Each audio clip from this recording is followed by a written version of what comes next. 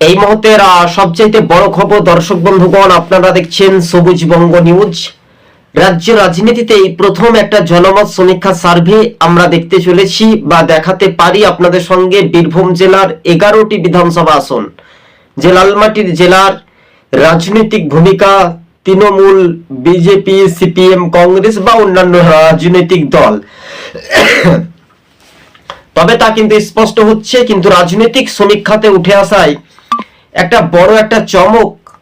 তাহলে দেখুন, 11টি বিধানসভা আসনের মধ্যে কোন দল ক্ষমতায় আসতে পারে। এসআইআর নিয়ে এই 11টি বিধানসভা আসনে মনে হয় তৃণমূল কিছুটা এগিয়ে থাকতে পারে, কেননা বর্তমানে তারা শাসক দল।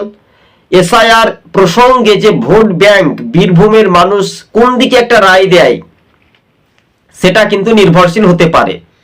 খুব জোর হলে কংগ্রেস একটি আসন পেতে পারে, বামেরা কিছুটা পেতে পারে, আবার নাও পারে। অর্থাৎ নানুরে বামেরা কিছুটা একটা ফ্যাক্টর হয়ে দাঁড়াতে পারে।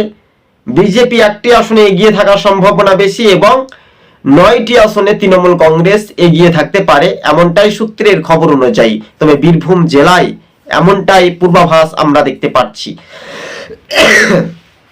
তবে বীরভূম জেলার 11টি বিধানসভা আসন খুবই গুরুত্বপূর্ণ এবং কংগ্রেস আসন কেন্দ্র থেকে এগিয়ে থাকার সম্ভাবনা বেশি বলে সি ভোটারের জনমত সমীক্ষায় একটা উঠে আসতে চলেছে।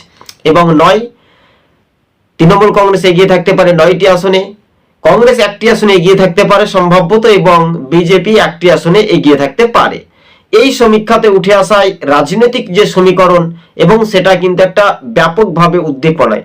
আবার এটাও হতে পারে যে বামেরা মনে হয় একটি পাচ্ছে, আবার নাও পেতে পারে।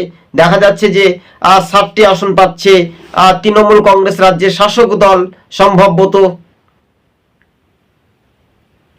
এবং দেখা যাচ্ছে যে 3টি আসন পাচ্ছে